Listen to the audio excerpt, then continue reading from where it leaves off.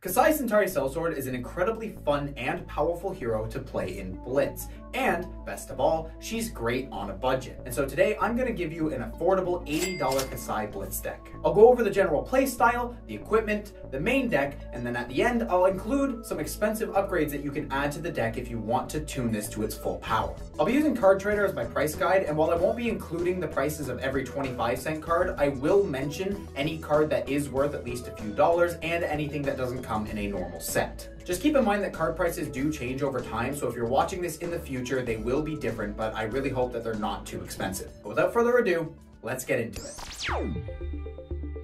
Kassai is a young warrior hero that has two abilities. The first ability reduces the cost of your second sword attack in a turn by 1, and the second ability allows her to make copper tokens for each weapon attack that hit, but only if you swung at least twice with a weapon that turn. In order to take advantage of both of these abilities, we're going to run the Centauri Sabers, which are one-handed swords that cost 1 to attack, swing for 2, and they get +1 if they're blocked by attack action cards. Our entire game plan hinges upon these weapons, so much so that we don't run a single attack action card. Using plenty of go again and pumps, we want to swing twice every single turn and build those copper for a huge combo turn later. But don't get too greedy when playing this deck. Kassai is a hero that can actually block reasonably well, as she's very capable of playing off of just 2 card hands. Due to her reduction ability, all you need is at least a yellow and any card that gives go again, like Blade Runner. This lets you block with half your hand while still pressuring your opponent back, which is very important in Blitz due to the low life totals. But now that we've covered the general idea of how to play the deck, stab that subscribe button and let's get into the equipment.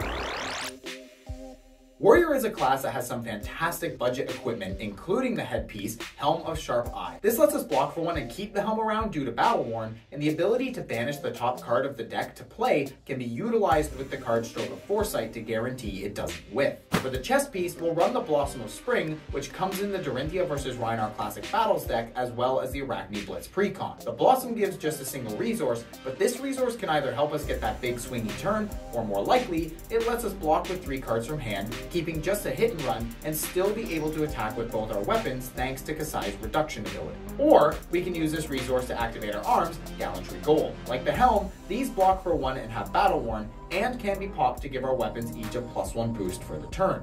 This is great on any normal turn, but gets ridiculous if we can attack 4 times in a turn, which we will get to soon. Then we have the wonderful Refraction Bolters, which also block 1 with battle worn, and can give us a free instance of go again if we hit with our first weapon swing. It's just a nice piece of equipment to fall back upon if we want to save extra resources to play more buffs or attack reactions. And to round out our equipment, because Wizard is a thing in Blitz, we have the Null Rune Hood, gloves, and boots to give us 3 Arcane Barrier, leaving us with that Blossom of Spring for the free resource to help us push damage through.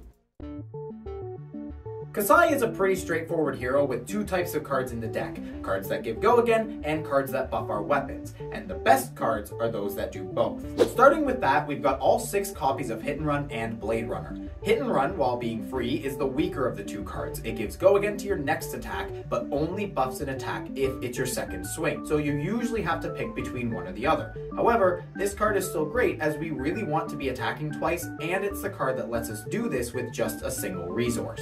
Blade Runner, on the other hand, is an attack reaction that costs 1, gives your current weapon attack go again, and buffs your next weapon attack. This card is incredible because it allows you to chip in some damage with the first sword attack and then power up the second for a much more massive swing. Because of this card, it's often more correct to focus on powering up your second sword as much as you can, saving most of your other buffs for it as well. In fact, Blade Runner is so good that we're also including Run Through, which in this deck is just 2 more copies of Yellow Blade Runner. Just note that this card came out in the Dorinthia vs. Rhinar Classics Battles product and was also an Armory promo. It's only about $1.50 a piece right now, but you may have to look online to purchase the 2 copies of it. We then have a card that is worth a little bit more at about $4, Glint the Quicksilver. This wonderful attack reaction simply gives a sword go again for 0 cost, but can also draw you a card if they blocked your attack with a card from hand. If you get to activate this ability, this card is nuts, but don't be afraid to use it if it's your only way to get go again. It's far more important to keep attacking than it is to try and draw that card. Next, we have the MVP of this deck that grants go again, buffs a weapon, helps us generate tons of copper, and will also cost about $10 to $12, Spoils of War. This non-attack action card gives your next weapon a +2 boost, go again, and any weapon that hits this turn generates 2 copper. Pair this with Kassai's ability, and you can potentially make 6 copper in a turn, and this is very important for this deck, because 6 copper is the sweet spot for the next card, which is Kassai's specialization, Blood on Her Hands. This also $10 to $12 card is a non-attack action that costs 0 to play, but has the additional cost of destroying your copper. For each copper you destroy, you get to choose a mode, and you can choose each twice. These modes are, give a weapon +1, give a weapon go again for the turn, and let a weapon attack twice in a turn. If you destroy all 6 copper, you get to attack with each saber twice, with go again on every attack, and attack for a base of 3, which can become 4 if your opponent blocks with an attack action card. And because of Kassai's reduction ability, you only need a single blue pitch to attack all 4 times. Now, while 6 is the golden number of copper to have for this card, don't be afraid to activate it even if you have less. Even just destroying 2 copper to give go again on one attack and give a +1 boost to another is not the worst. Don't let yourself get too greedy trying to maximize this card every time, or it could cost you the game. But moving on from the go again enablers, we have the buff cards. The main one we run is all 6 slice and dice. This card gives a +1 boost to your first attack and a +1, 2, or 3 boost to your second attack, depending on the pitch. Spreading that damage out makes it a lot harder for your opponents to block, and it makes it much more reliable for you to chip in with some damage to trigger Kassai's copper generating ability. Speaking of copper, Outland Skirmish just gives a single weapon a +3 boost, but makes a copper on hit. I personally prefer to use this on a second sword attack after I've already boosted it with something like Blade Runner. Following that, Push Forward is another card that buffs for +3, but if you use it on your second attack, it gets Dominate, making it a perfect card to close out a game on an unsuspecting opponent. And the last non-attack action that buffs our weapons is Second Swing, which can only be used on the second attack, but grants a +4 boost, which is incredible. However, that's not all for the buffs, because after all, what would Warrior be without a few spicy attack reactions? For starters, we have the Stroke of Foresights I mentioned earlier, which give a +3 boost, and if the opponent blocked with a card from hand, it lets us draw a card and put one back. This is in here mostly to be used with Helm of Sharp Eye. We also have 2 in the swing, which can only be used if we've attacked at least twice, but gives a clean +3 boost for no cost and is a great way to ensure our second attack lands. Finally, Out for Blood is good enough to warrant running the reds and the blues, as it gives a +3 or +1 boost, but also gives our second attack a +1 boost if the opponent has blocked from hand. This is the one reaction that is usually correct to use on our first weapon attack, so we can take advantage of that reprise effect. And so that's it for the budget section of this deck, which is actually a really solid list. In fact, it's so solid that almost all of the upgrades to this deck are in the equipment, and I'm going to go through that in order of importance. The first and most crucial piece you'll want to get is Valiant Dynamo, which is, well, more expensive than the rest of this deck at about $150. But this card is amazing, as it's a piece of armor that removes its own -1 counter if you attack twice with your weapons. This allows you to block for 7 every turn, and using your last 2 cards to attack twice, refreshing the Dynamo.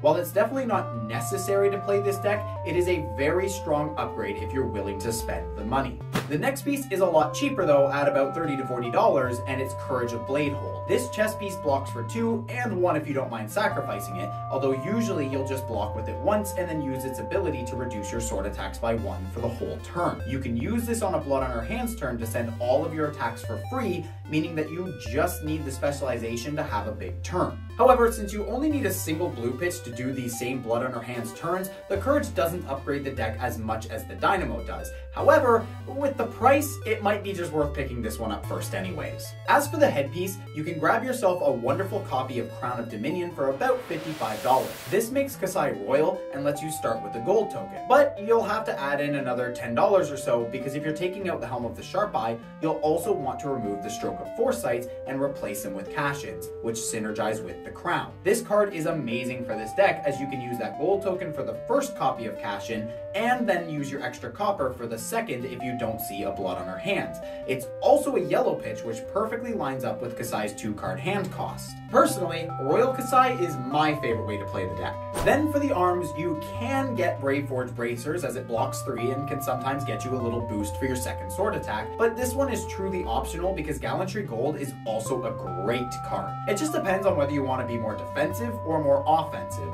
And because bracers will run you about $70 to $80, don't rush on getting these. And finally, the last card is also optional, as it's a single copy of Nourishing Emptiness for the main board. Because it's the only attack action you'd be running, this will always attack for 6 with Dominate, and if it hits, you gain that extra intelligence until the end of turn. This is a really great card to run to surprise your opponent, either sending it after a go-again attack or just arsenaling it, blocking out a turn, and then using it to try and swing the tempo back in your favor. At about $15, this card really is up to your taste as to whether you run it or not. But that's all for this deck. I hope this video and this list help you take down your next armory. And if you like this video, please let me know in the comments, because if so, I will make more. But with that, I hope you all have a fantastic day, and I hope you're enjoying Flesh and Blood.